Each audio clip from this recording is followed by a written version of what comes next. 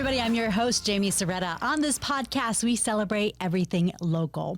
If you have been to a Cards game recently, or if you've been to Sky Harbor Airport, you have seen the work of our next guest. I'd like to introduce Hale Balzano of Hale Collective. Hale, thank you so much for being with us. Hi, Jamie. So happy to be here. Thanks for having me. You are an architect. I am. Tell me about Hale Collective, because you have quite a resume right here in town. Oh, thank you so much. So Hale Collective is what I would probably call more of a creative agency than a typical architecture firm.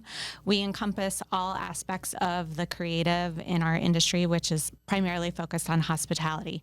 So we have architecture, interior design, graphic designers, branding experts, furniture procurement, all combined together into a collective. I have to brag on you as I turn the page, lick the page and turn it here. Thanks. Because you have projects most recent at the Arizona Cardinals State Farm Stadium renovations, Hyatt Gainey, Bet MGM, the Sportsbook, the Heritage at Sportsman's Park, Royal Palms, the Harkins Theaters, Camel View, the Hilton Sedona at Bell Rock, Hotel Valley Ho, one of my favorites, and then at Phoenix Sky Harbor Airport. We know a lot of people are traveling this summer. Humble Tacos, the Tavern by Mark Tarbell, Phoenix Beer Co. Scramble. Owl's one of my favorites from being a kid. Pete's Coffee and The Goods by Mark Tarbell. Oh, and Christopher's too. That is quite a lofty resume, and that's just a little chunk. That's just a little chunk of local. But let's talk about the airport renovations, because those are big names that you're working with. Did Mark Tarbell and some of these names come to you with a plan? How does that work? So we work with a national concessionaire that operates all of the food and beverage in airports throughout North America, Canada, Mexico. And we go into airports and we partner with local brands to bring kind of a taste of local to the airports, so that travelers, even if they're just in for a layover, really get to experience the local foods and flavors that make a city special. So in Phoenix, we've had the tremendous opportunity to work with so many restaurateurs, Mark Tarbell one included, who I also consider a good friend. So it was really fun to work with him. I bet it was. And then to walk through Sky Harbor and see your works. What does that feel like? It's so much fun. I think this is why I'm so drawn to the hospitality industry and working in what I do. Is it's not just about the design, it's watching people get to experience it, right? It becomes a part of their memories or great conversations or things that happen, and just seeing that embodied is just such a tremendous honor, I'm sure. Honor, absolutely. And I would think responsibility, because as people come through Phoenix Sky Harbor, they're getting, well, not only do they call it the friendliest airport. Thank you, the friendliest airport, but they also, this is their taste of Phoenix. This is their first impression. And those storefronts, those restaurant fronts, that says a lot. And Phoenix was actually a catalyst in the airport industry for really promoting and celebrating local. Now all of the other airports are picking up on it, but I'm proud to say that my hometown was the first one to say, let's do this and bring it and be a part of it. And I love that you call us your hometown. Yes. Because you were drawn to the sunshine. Tell me where you grew up and how you got here. Oh gosh, I grew up in Cherry Hill, New Jersey, just outside of Philadelphia. Went to college in Pittsburgh, and then said, enough of this cold weather. I want the sunshine. And my grandmother, who was my nearest and dearest, lived in Tucson, and I wanted to be close to her. And it was the 90s. I know I'm dating myself, but it was the 90s. With you, girl. And Phoenix was booming, and there were so many great opportunities. And in some ways, like, it was kind of almost like being a big fish in a little pond. Phoenix wasn't what it's like today from a metropolitan standpoint. So it was really fun watching it evolve. But I've been here 25 years now, so it's my hometown. Well, we are glad that you're here. Thank and you. Making quite an impression on our spaces and creating such beautiful spaces. I know this is a podcast. Some people listen, some people watch. So we have videos and pictures of some of your works. They are stunning. Let's talk about Cardinal Stadium. What'd you do over there? What are you working on? So we're currently active on some things which I'll get to in a moment, but I've had the honor and the privilege of working with the Cardinals organization for several years now, and going through and revamping the entire guest experience. You know, back when the stadium was first built, I think most stadiums were hot dogs and beer, and they were really focused on the male attendant. But it came to be that so many women are going to the stadiums, and now I think it's like 47 or 48% of attendees at an NFL game are women. And so it was trying to create something that was more hospitality driven. Post 9/11, security became heightened. You need to get to the stadium earlier to go through all the security protocol. So what can we do to encourage people to come earlier, actually spend the day there, have different offerings in different venues? So we went through, starting with the club level, and it's expanded since then, but have gone through, created all new brands and concepts with them. We were very active in kind of developing what they were, naming them, branding them, and then designing them, including the very first champagne bar to ever be in an NFL stadium. I was just going to ask, are you responsible for that? The bubble lounge. Yeah, the bubble champagne. Yes. What do you call it? Chandelier. The bubble chandelier. It was a custom fixture that we did just for that space. Oh my gosh. Well, when I was reading your paperwork and I was reading about you, I was thinking architecture, and you had the word connection in here. You have the word experience in here. You have the word collaboration in here, and hospitality is mentioned over and over and over again. And I didn't quite get that connection until you created that that story that you just told me about. You're bringing people into a space. Now we have to hang because we've been wanded. We got through security. Totally. It's 2 hours to the game. What are we doing? How do you create that connection, that time that you want to Part enjoy? of it is just saying, okay, what can we do that's going to be a little bit different? What are the offerings that we can do? Because not everybody's going to want to sit in a champagne bar. Right. There are still the people that want the hot dogs and the beer, but we know that people are going not just for the game, but for the experience. So for instance, like on the club level, we created these 50-yard lounges, which on each side, each of those bars is literally the longest bar in Arizona, and put together a huge lounge environment with all these different food offerings around it, and then huge LED screens so people can watch the game even, while they're standing in line, that kind of thing.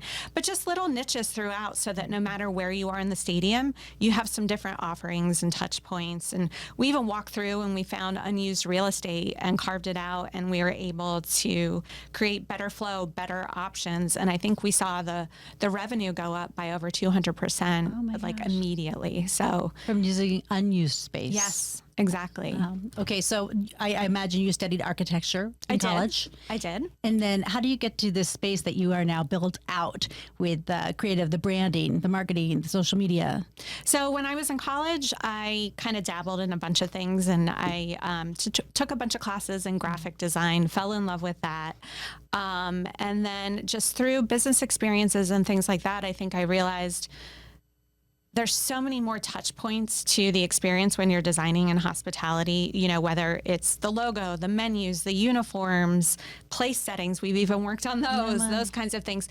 And designing the architectural space and then passing things off to another person, like you lose a touch point. I'm a total type A control freak. Yes. You don't want to let that go. No, but it's also it. It's a resource for the client where they're not having to manage all of these different teams working on all the different aspects that go into a hospitality experience. So bringing that all in-house and having people from different backgrounds and different fields all collaborating together has really, I think, been not only successful for us as a company, but very successful for our clients. And that's the goal. Yeah, that the one vision is there. Exactly. All parts are. All touch points are all in alignment. Yeah, no doubt about it. And under one roof. So that's lovely. How many employees do you have over there? We have 19. Oh, wow. That's nice. And you're a year old and some change. Yeah, Congratulations. And some change since I started Hale Collective. Yes. And what was that like to start your own business, your own name? Hale, I imagine, is part of Haley. Am I right? Or no? Yes. There's a story there. Okay, but, we got time. That's why we're here. So my grandmother, who I talked about earlier, her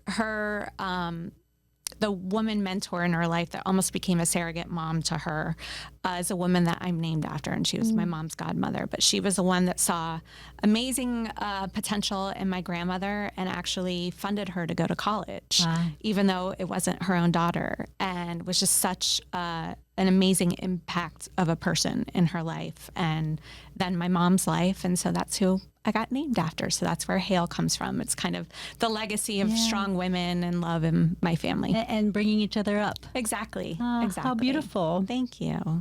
So to have your own business and be running the ship How does that feel? Really, really good. You know, I had another business beforehand, so I think that was really good training wheels for me to learn the ropes, all different aspects of business. I mean, when you start in design, they don't teach you what it's like to operate a business or manage team members or all of those kinds of things. So having that under my feet, but it was a time where I said, you know, post COVID, things have changed a little bit. It's time to go out and do something different and unique. And it's been tremendously successful. We started with 9, 15 months ago. We're at 19 now. So I think that's a testament to how well it's going. And you started here in the 90s.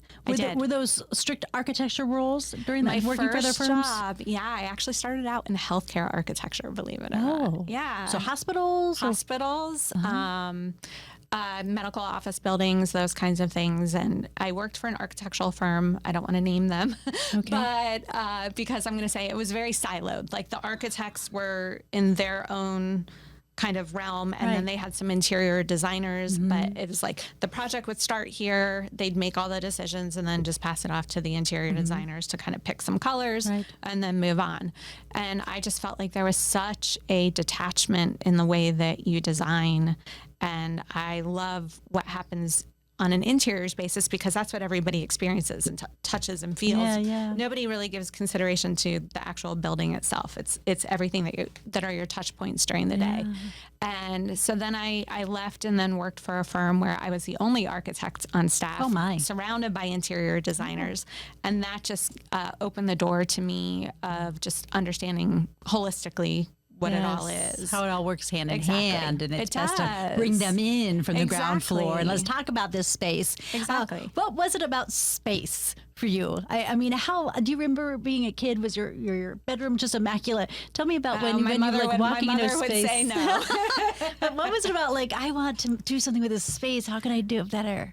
I think it just was kind of seeping out at me at an early age. Like when most girls were playing with Barbies, I was constantly rearranging the Barbie's house. And my grandfather built me a dollhouse at one point, and my parents did not buy me furniture, and I just started sourcing things from around the house, like a piece of styrofoam, and I would wrap it in fabric, and that would be the sofa, or I'd take wrapping paper and make wallpaper. You know, it was one of those kinds of things. So they started to see it seep out of me.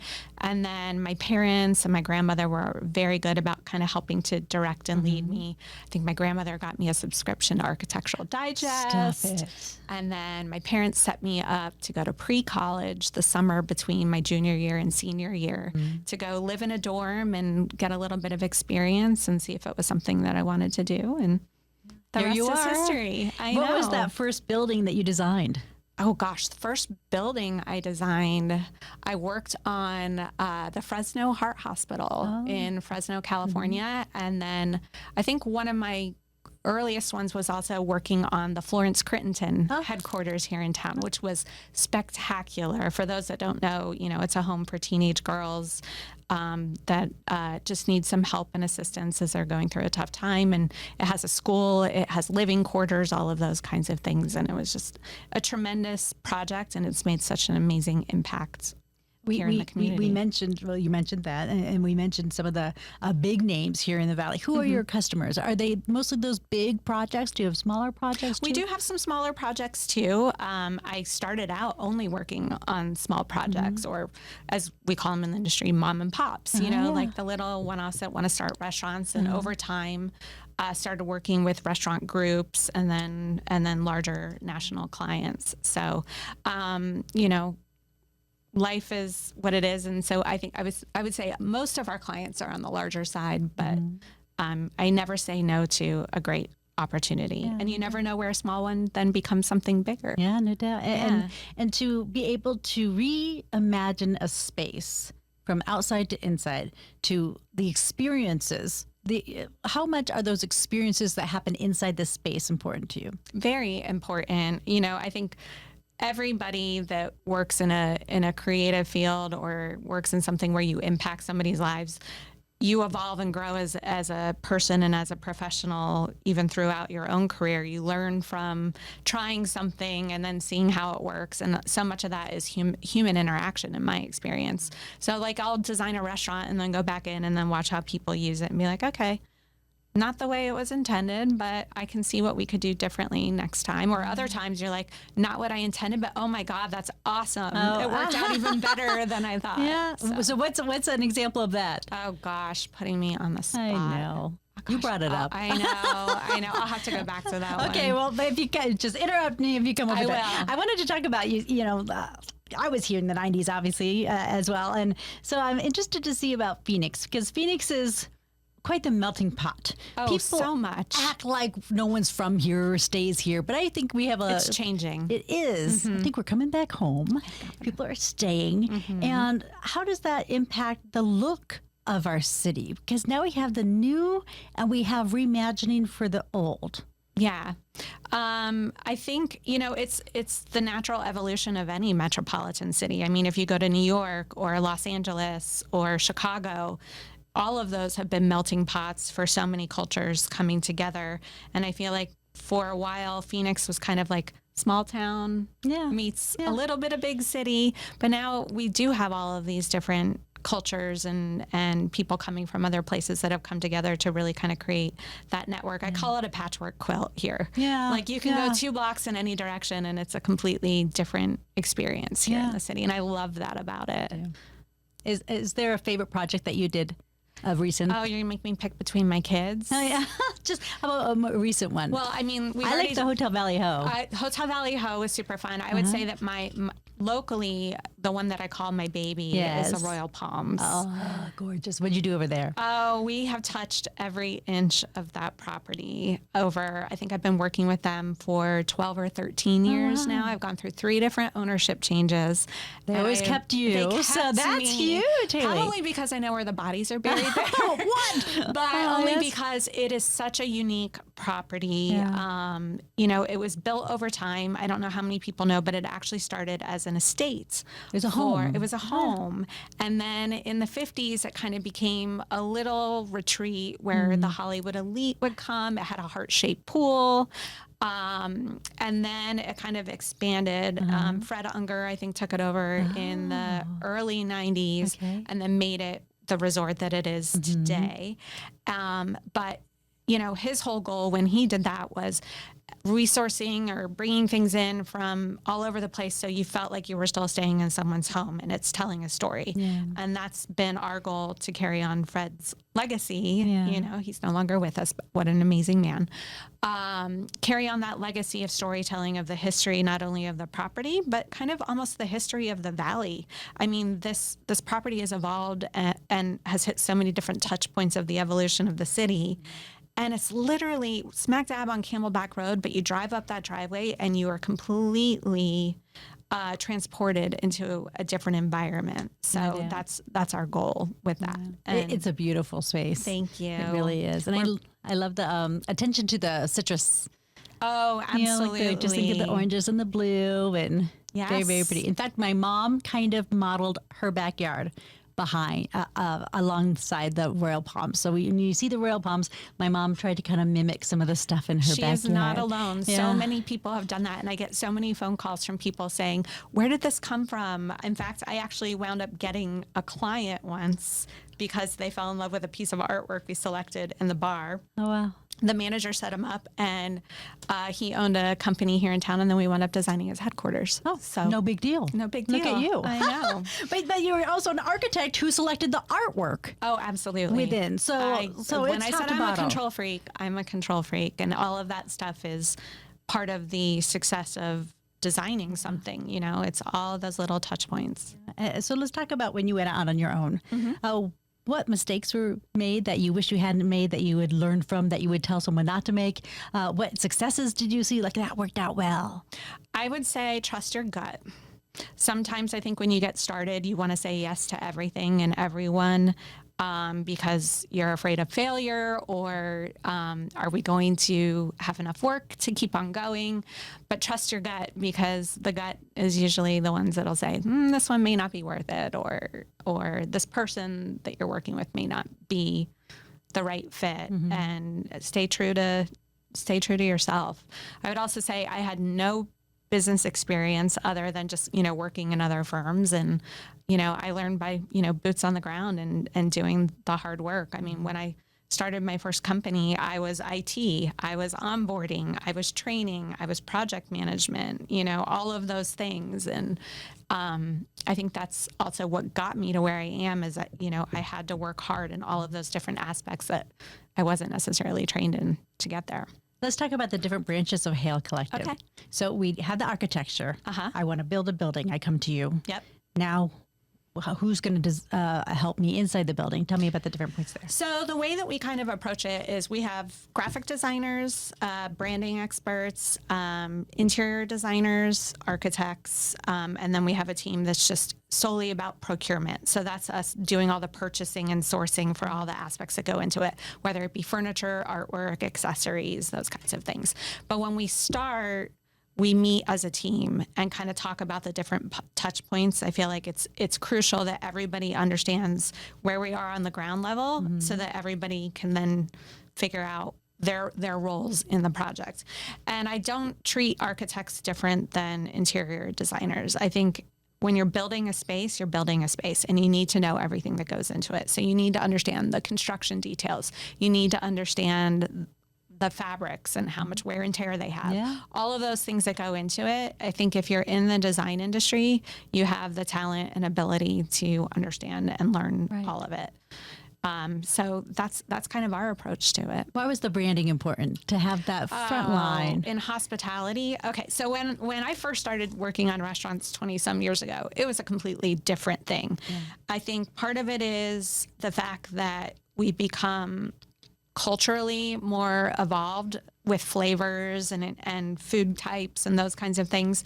I think going out to eat is a way more common thing. Like when I was a kid, going out to eat was like a special occasion, like you would go out for your birthday.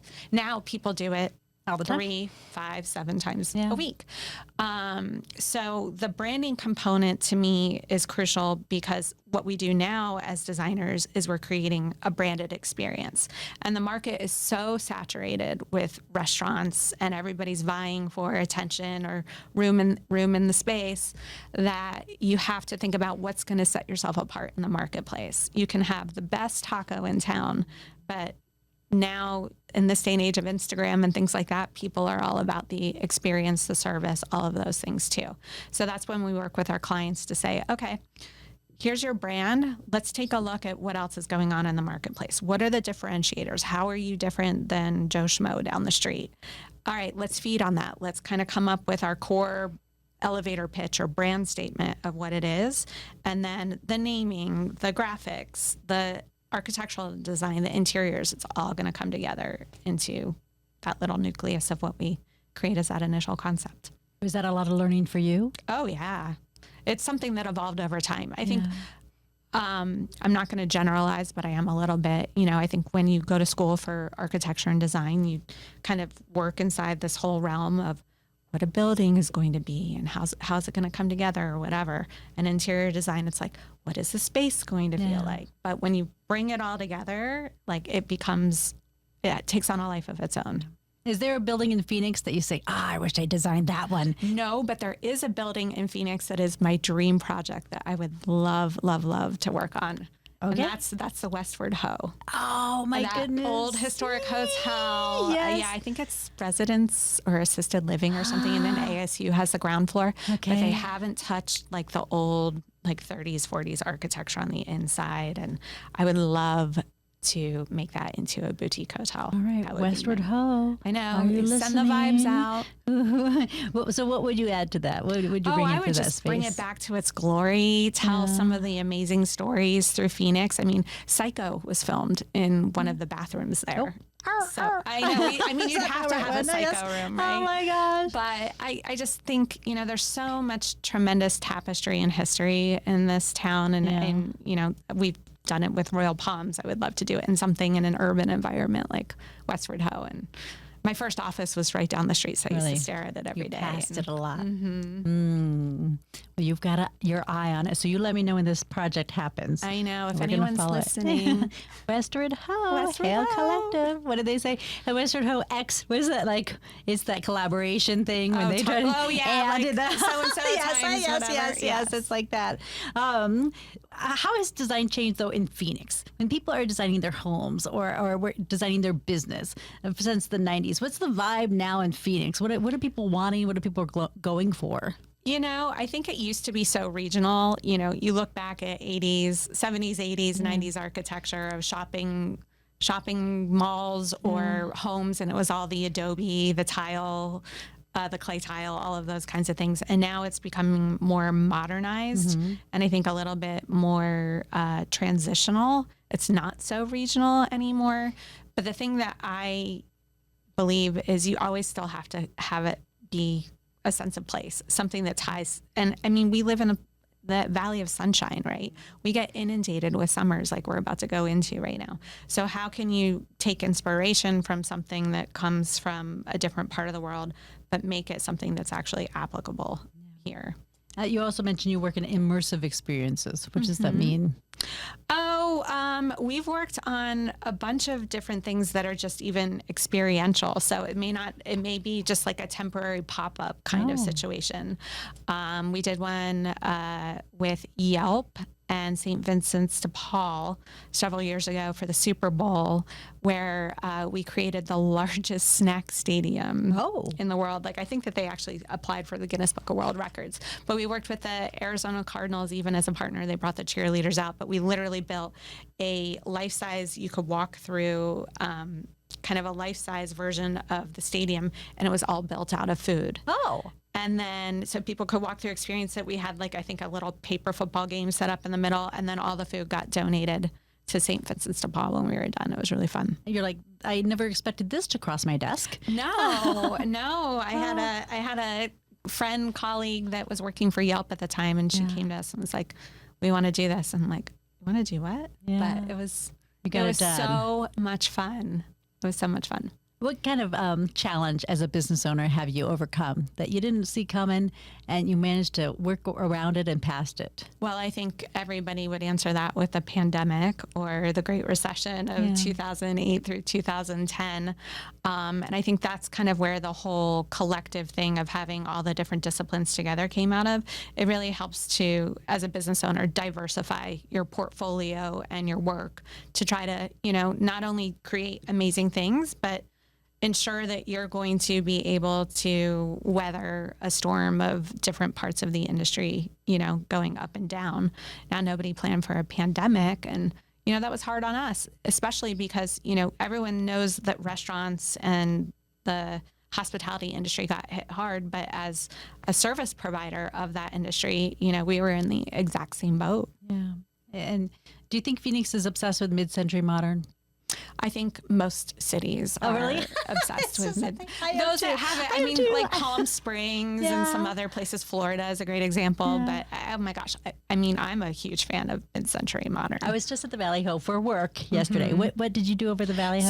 So we worked on a bunch of public space there. So the lobby space, the restaurant, and then all of the pools and cabanas.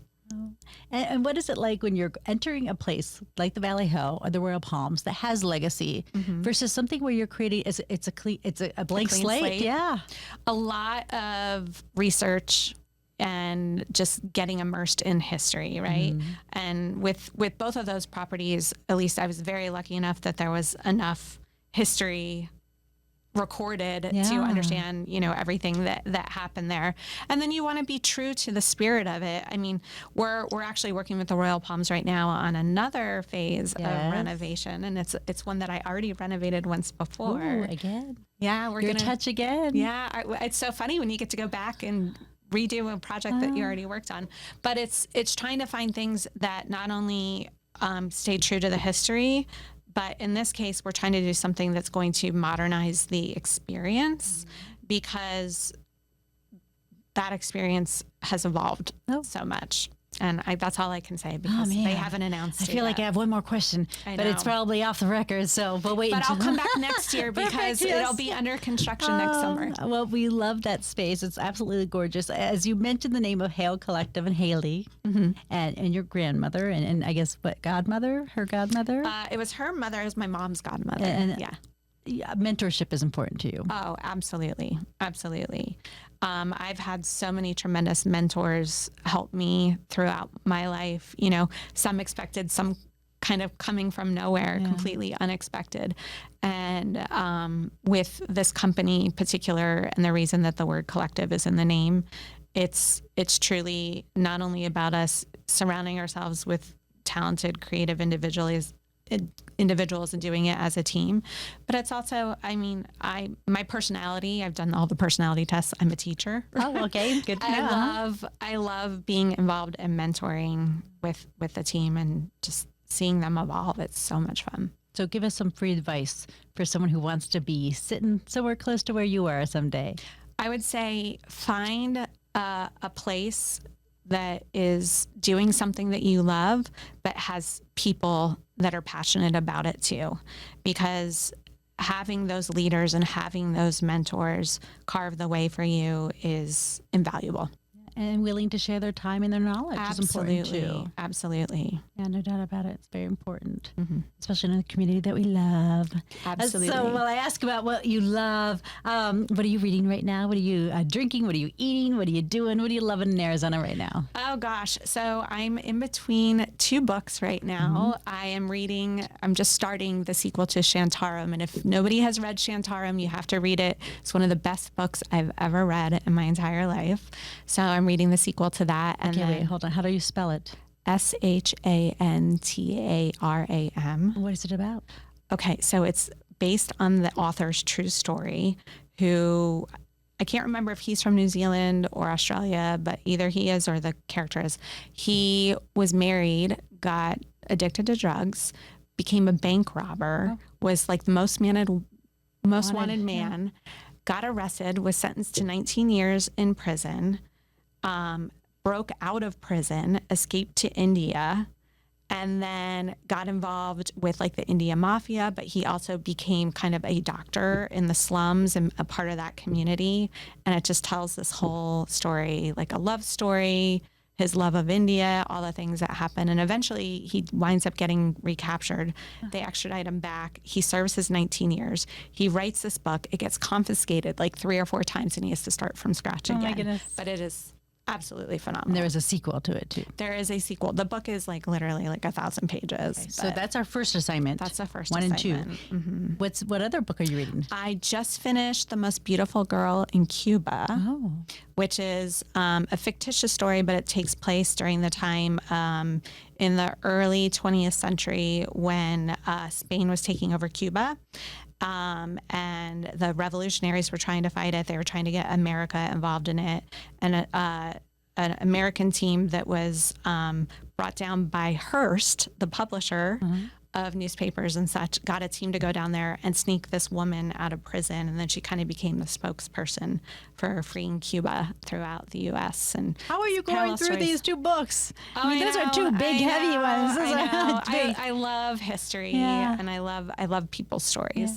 Well, before I let you go, I have to ask, when you're walking through the city, when you're walking through the airport and you've seen this work that you've done, you're hanging at BetMGM with your buddies, when you're staying at, the Valley Ho, what does that feel like to know that you have this imprint? You touched our city, you changed our city. Oh my gosh, I've never really thought about it that way of changing our city. But when you say that, that is the most flattering and humbling thing that somebody could say. I love this town so much. I love being able to touch people's lives. I love being able to see people experience things. And that brings me motivation and joy to go on and do bigger and better things. Talented woman. Thank you for sharing your time with us. Thank you so much. Haley of Hale Collective. Thank you. Thanks, Jamie. Thanks for listening to Jamie's Local Love, the podcast. I'm your host, Jamie Soretta. Our technician is Tom Heidinger.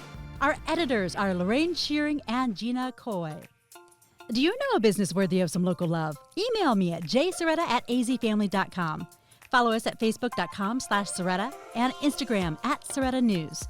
Make sure to subscribe and give us a 5-star review, please. And tell your friends about the podcast and the businesses we feature to show your local love. You can find us on Apple, YouTube, Spotify, Amazon Music, and anywhere you get your podcasts.